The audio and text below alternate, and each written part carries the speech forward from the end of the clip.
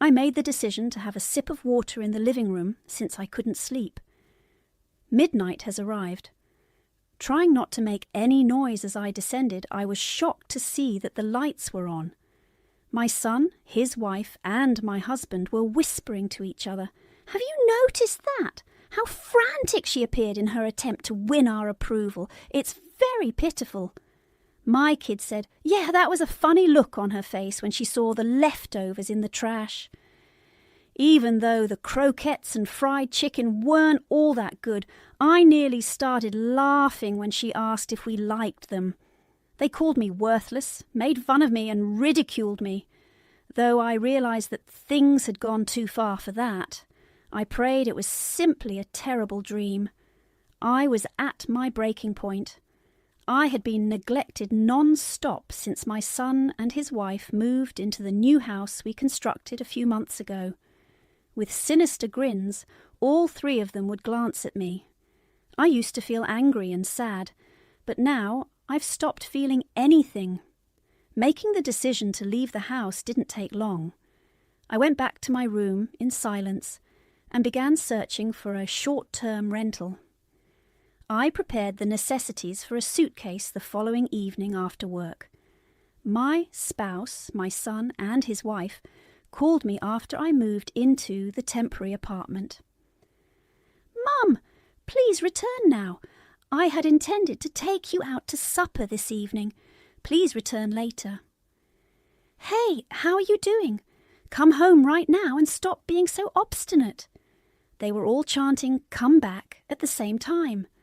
As I responded, I reviewed everything that had transpired. Lisa is my name. In addition to my full-time job, I oversee the home.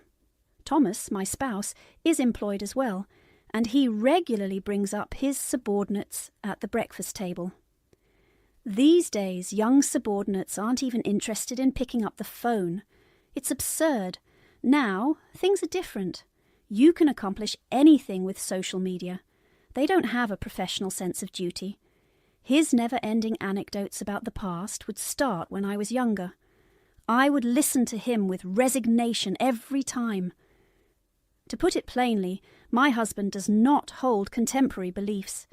He says things like, "Women should serve men," and "Men should work outside while women concentrate on housework and childcare."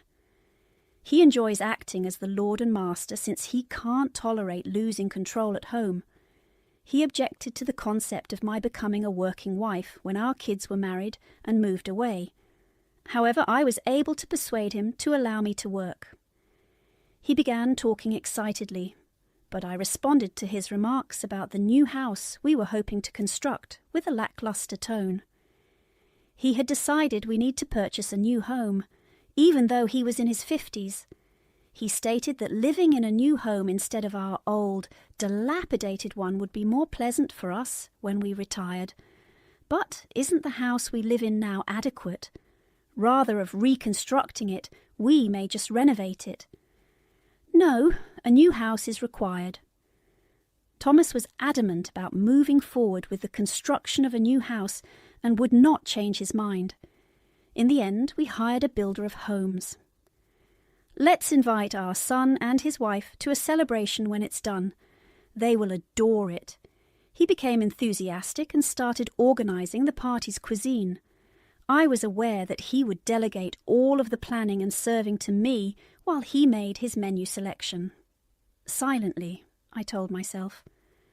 My spouse and I moved into the newly finished home shortly after it was built. The room was softly scented with the distinct perfume of fresh wood. "Aren't you happy we constructed it?" He boldly pushed up his chest. I couldn't help but feel a little pleased at that very moment, even if it felt a little too roomy for just the two of us in a 2-story house.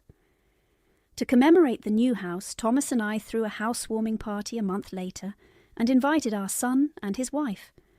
Wide-eyed with awe, our son Andrew and his wife Emma entered the house. They couldn't stop expressing their amazement, even though they now reside in an apartment. "It's really roomy. What a stunning home. It's amazing." Inspired by what they said, My husband jokingly said, "You can live with us if you'd like. We have other rooms available." I laughed it off and said, "Come on, they can't possibly want to live with us." The celebration came to a happy conclusion. I had no idea that they would move in a few days after the party and take his remarks seriously. My son and his spouse showed up with bulky bags. "What's up with everything?" perplexed, I inquired. Andrew's head tipped. "We're relocating." "Your husband said it was okay," Emma said. They entered as though it were their house. They informed me that their contract had been cancelled, with effect from the end of the month, when I inquired about their residence. "This is too abrupt," I remarked, attempting to subtly disagree in the hopes that they would stand on their own. However, they ignored him and instead won Thomas over. "What's the difference if one or two more people live here?" said Thomas. "It's not about how many people there are. Furthermore, they are stuck there if their lease is cancelled." "That is inhumane." My spouse insisted on doing it, even though it was their duty. Almost without our permission, they moved in with us. A moving truck eventually pulled up in front of the house, and a few sturdy workers got to work unloading boxes.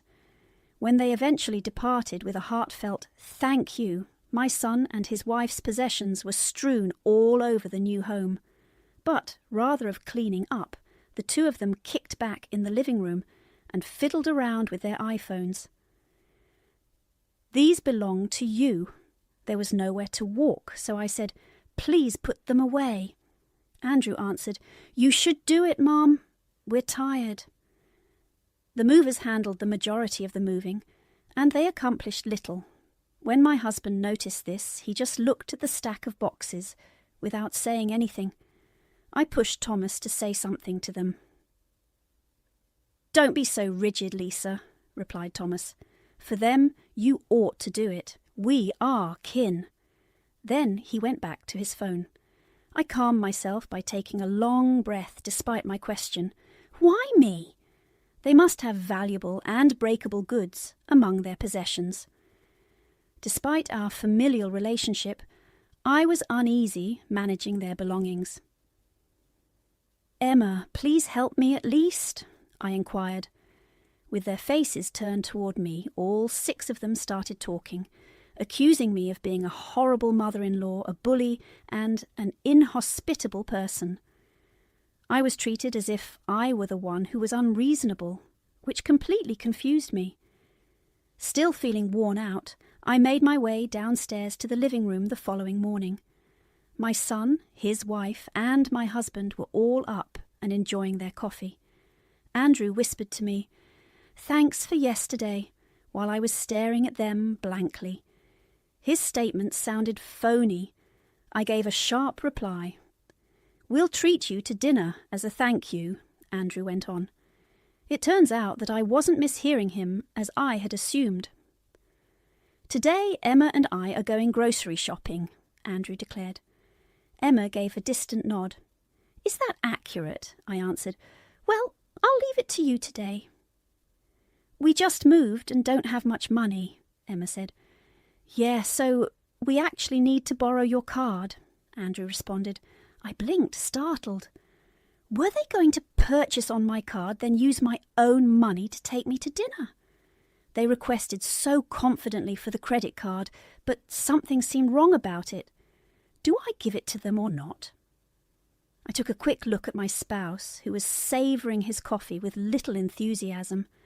I was hesitant to give them the card, but I did it in the hopes of getting along well with them.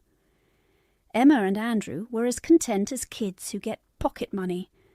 I cautioned, use it responsibly, but I was secretly a little delighted. I saw this meal as a chance to further my relationship with them. Anything from the kitchen is okay, including the dishes. I pointed out the positions of the spices to Emma, and she nodded subtly, yes. When I got home from work later that evening, I was expecting they would have supper ready. What a lovely thing it would have been. Instead, I discovered the home to be quiet and gloomy. My son and his wife were nowhere to be seen when I turned on the lights and had a quick look around. There were store-bought side dishes from the local grocery on the living room table, with a message tucked in the middle. It said just that. "We're heading out to eat." Thomas returned home and glanced around the living room table while I stood there dumbfounded. He was dissatisfied upon seeing the store-bought plates. "You're the housewife," yelled Thomas. "Don't be lazy. It's not me." Andrew and Emma promised to take care of dinner tonight. Despite their promise to prepare dinner, I was left with a feeling of unease even after the meal, I responded, exasperated. I was going to face my son and his wife about what had happened the night before, no matter what. I said, "Good morning," but it felt as though I had said nothing at all. Nobody answered. They had acknowledged me at least until yesterday. Sensing a problem, I yelled, "Andrew, Emma!" more loudly. Andrew burst in the door, looking shocked, and said, "Oh, apologies." "We slept in too late. We're about to go. Could you prepare our breakfast?" It surprised me. They had caused me so much bother that they had just vanished. I was confused and offended. With a troubled heart, feeling overtaken by the circumstances, I prepared breakfast. The idea of moving out of the house and into a temporary apartment was the only comfort I had. I prepared to get out